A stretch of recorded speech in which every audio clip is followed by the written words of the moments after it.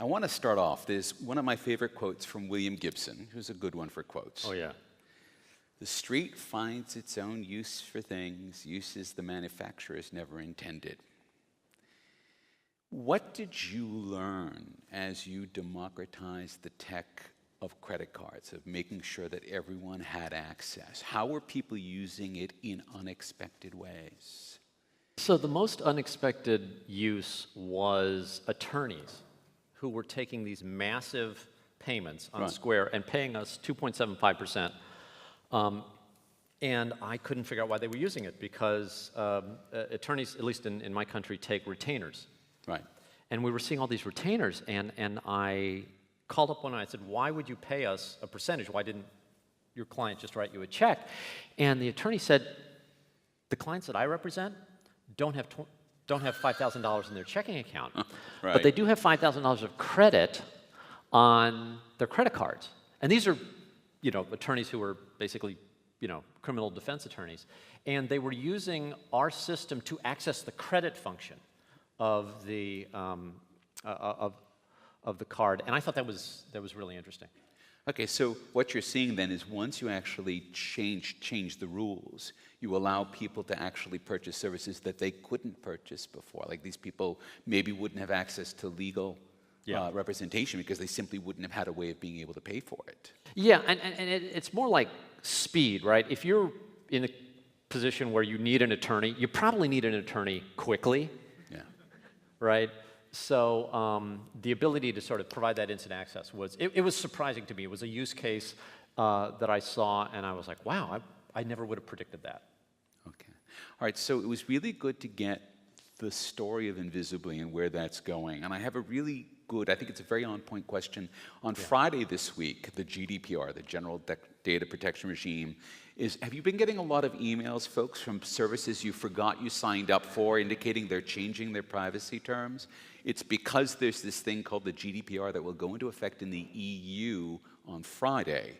And it basically mandates that companies must now respect your data rights, right? Yes. That they have to respect your privacy, they have to respect your data rights. The devil will be in the details, but everyone's at least making the right noises around this.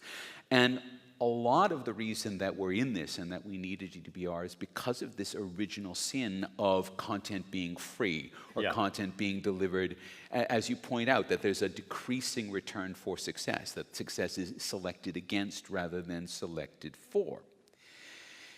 You're proposing, okay, so that the publisher will be getting money from you and you will be engaging as a user in a relationship with an advertiser. How do we make sure that that relationship with the advertiser doesn't continue to be a relationship where they're basically mining us for profile data to be able to target ads at us? Or is that always going to be the deal with that? I mean, if we try to democratize this system, are we still going to have something that's looking like an entity that wants to know too much about me in order to be able to have a relationship with me? Yes, so the interesting thing, Mark, is that too much about you is a moving target, right?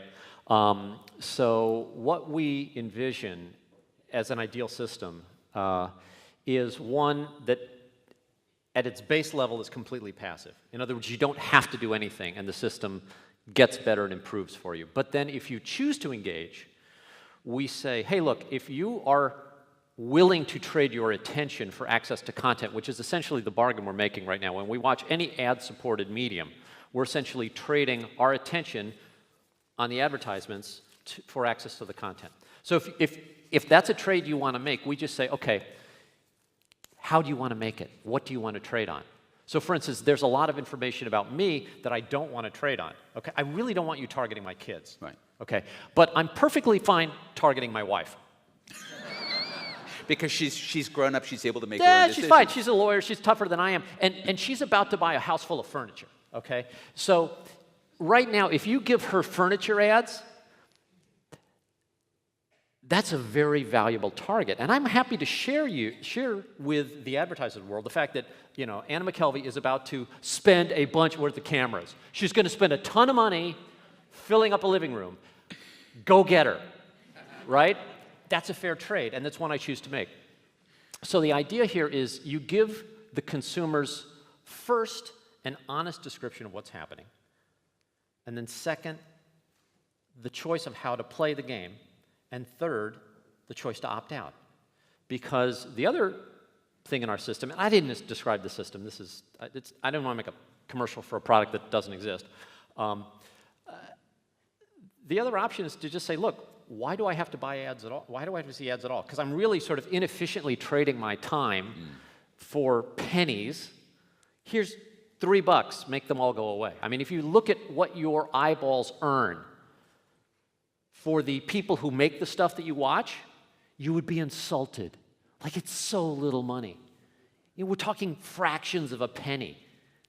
You read a typical news article, your eyeballs are worth 0.2 of 1 cent. Wow. Okay, I'll give you a nickel. Give me everything I want to read today.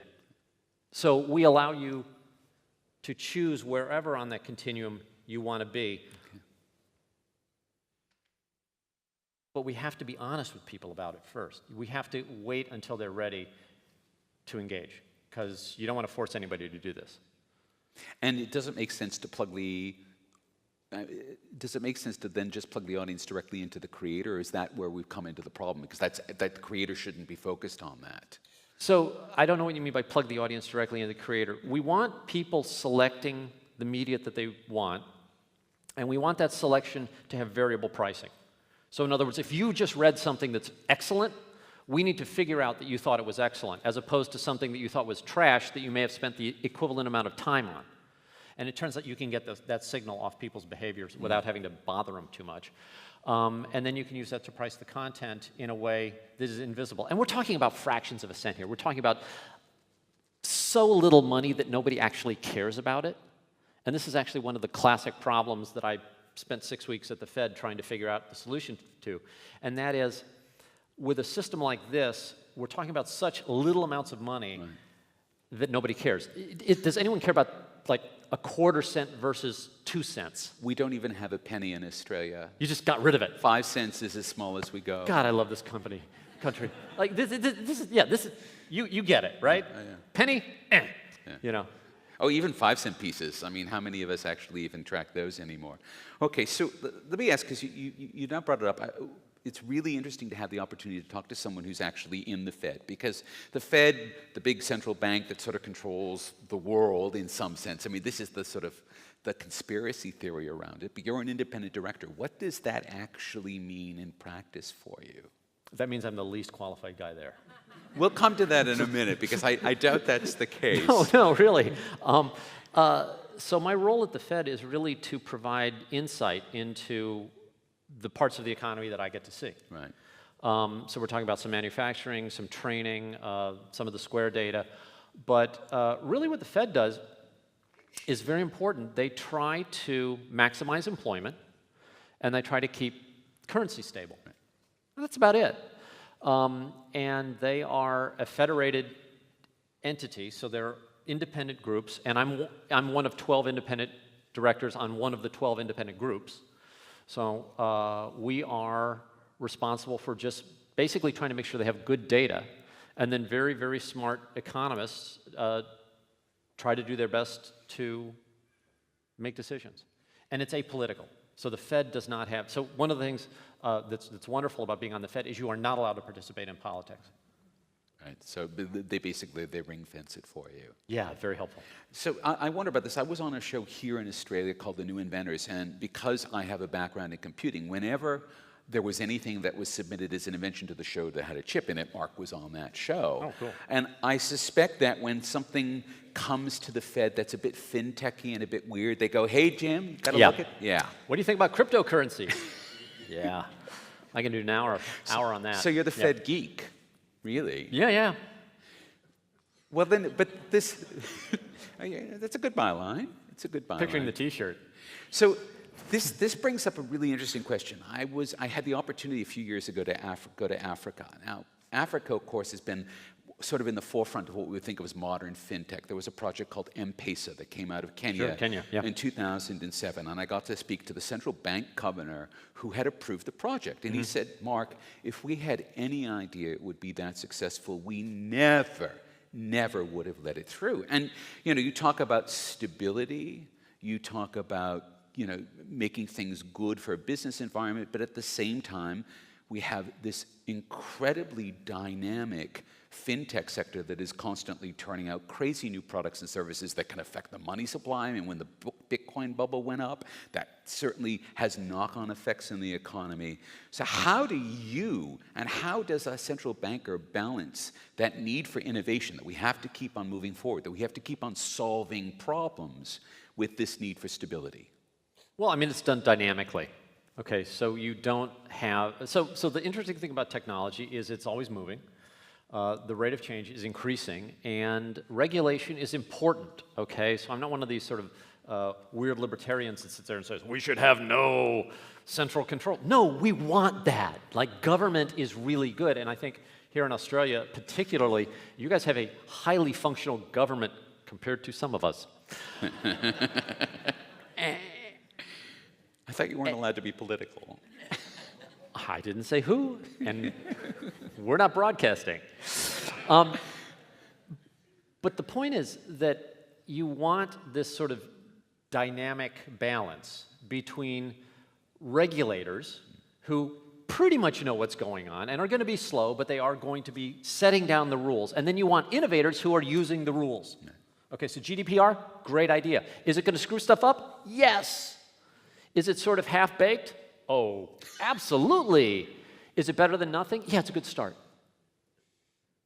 So do we need to then approach all of this as from a framework of saying nothing is finished, everything is in process, and we can be all right with the fact that there are problems, that things are imperfect? Is that a basic attitude? Because governments like to give out the signal that this is the solution, this is the answer. Even the Fed probably has to do that in order to sort of present an image of stability. No, we don't do that. I'm saying flat out, we do not know why we can't get up to 2% inflation. Like, nobody knows. Right. The economy. Like, and we've said it publicly. The directors are like, you know. Yeah, and QE, we didn't know if that was going to work. Hey, it worked. You know, we're unwinding it. Hey, that's working too. Nobody knew. Flat out. But you have intelligent people making their best decisions. Okay, so the economy crashes in 2008. You have massive.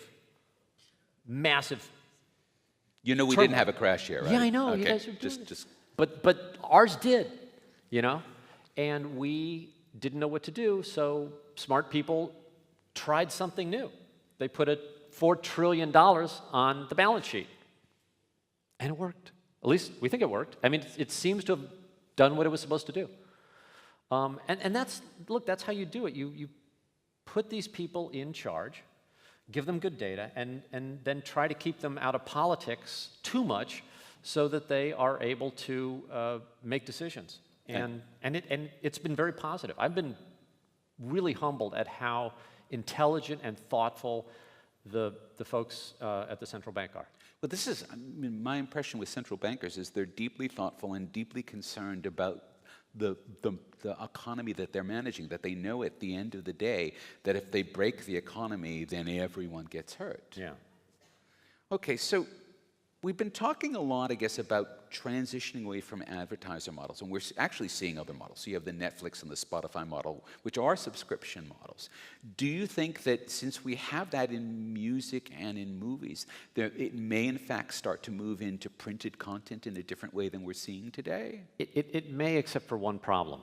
Netflix and Spotify do not pay more for their content.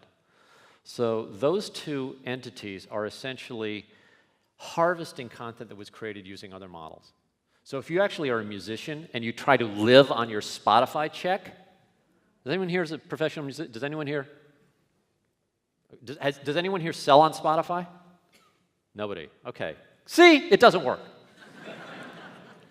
Yeah, I mean, it's a big enough crowd. Somebody would be doing it if it worked, right? So it's not a model that rewards excellence. And unfortunately, the stuff that we want usually costs a lot of money to create. And if you look at all the content that you love right now, it's almost always supported by a legacy business model.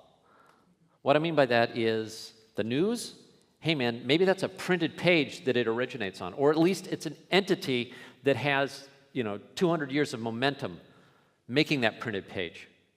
All that good stuff you watch on Netflix, that was supported by Hollywood box office sales and television advertising. You don't get great shows without huge investments. And so those are models that I do not think are sustainable, and I'm concerned enough to essentially dedicate my career right now to coming up with something else. Ladies and gentlemen, let's thank Jim McKelvey.